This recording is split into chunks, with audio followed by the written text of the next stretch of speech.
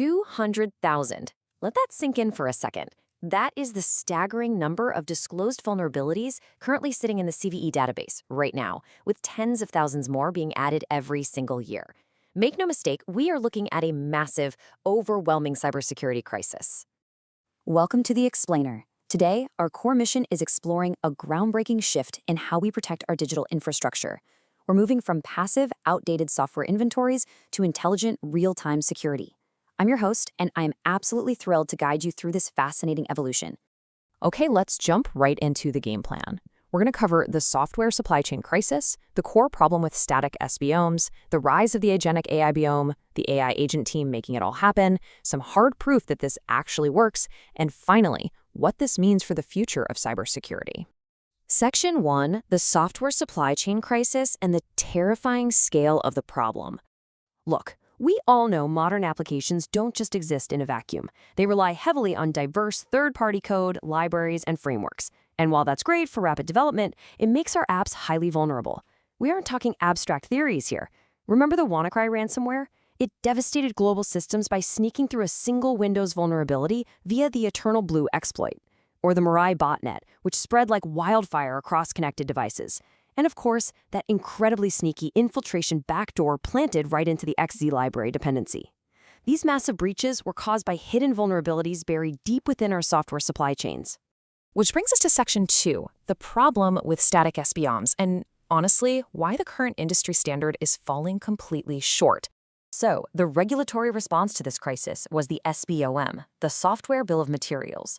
It's essentially a machine-readable inventory of your software components. Think of it exactly like the static ingredients list printed on the side of a cereal box. It's fantastic for transparency. You know precisely what is inside the box. But here's the critical flaw. It tells you literally nothing about how those ingredients behave when they're actually cooked, mixed, or eaten in a live, running environment.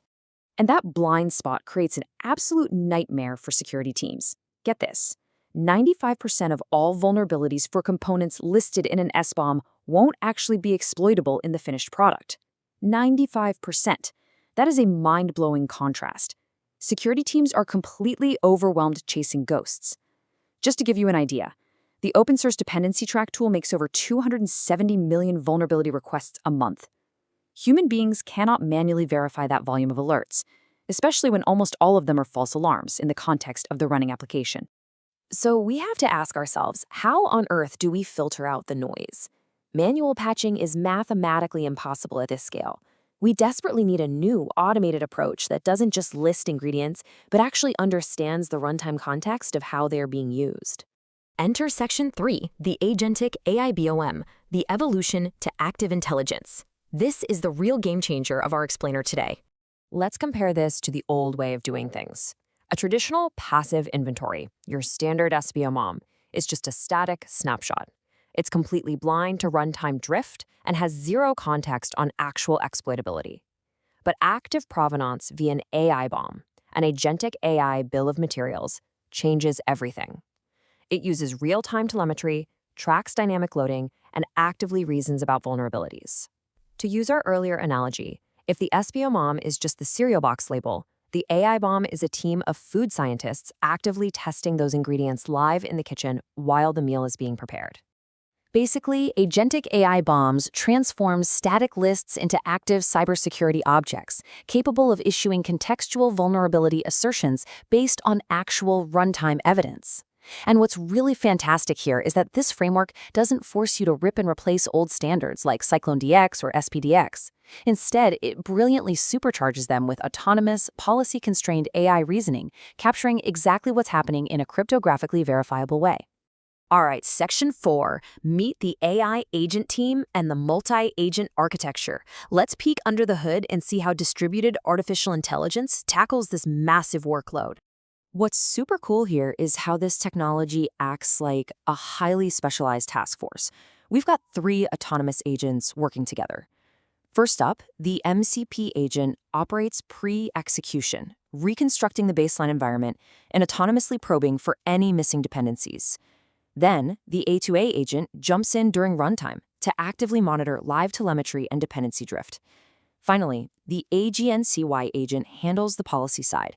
It takes all that data, performs the reasoning, and enforces the exploitability rules. They aren't just logging data. They're actively making structured decisions based on local policies. So how exactly does that agency agent make those decisions? Well, it asks three very logical questions based on real-time evidence. 1. Did the vulnerable code path actually execute? 2. Is the runtime sandbox blocking the threat anyway?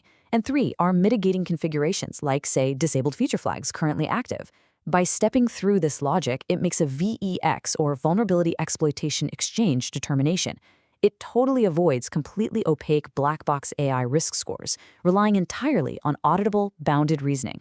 And the output is exactly what security teams need: specific VEX exploitability assertions. It'll label a threat as not affected, affected mitigated, affected requires review, or under investigation. Why should you care?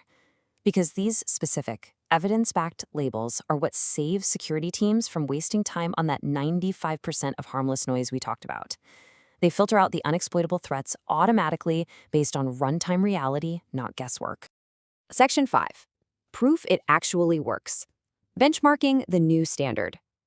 It's easy to talk about theoretical AI frameworks, but let's look at the hard data from controlled analytic deployments. The performance gap is simply undeniable. The Agentic AIBOM framework absolutely crushes older tools with a 98.6% reproducibility score. Because it actively tracks late-bound modules and dynamic dependencies in real time, it vastly outperforms established provenance systems. I mean, ReproZip comes in at 87.4%, SciUnit at 73.2%, and ProvStore is way down at 61.8%. Now, I know what you technical folks are probably thinking. Doesn't having a multi-agent AI system monitoring my software live completely tank performance? Actually, no. We get this high accuracy with remarkably low overhead. We're talking around just 4% CPU usage and under 300 megabytes of RAM. This continuous real-time agent monitoring does not drain your system resources or bog down your software. It is incredibly efficient. Finally, Section 6, the future of cybersecurity and standards-aligned supply chain assurance. Let's talk about how this technology actually scales into international regulatory compliance. Here's the big takeaway. The AIBOM framework supports the elevation of OSCSF version 2.0 to an international standard, and it fully complies with the newly ratified ISO/IEC 2153/2025.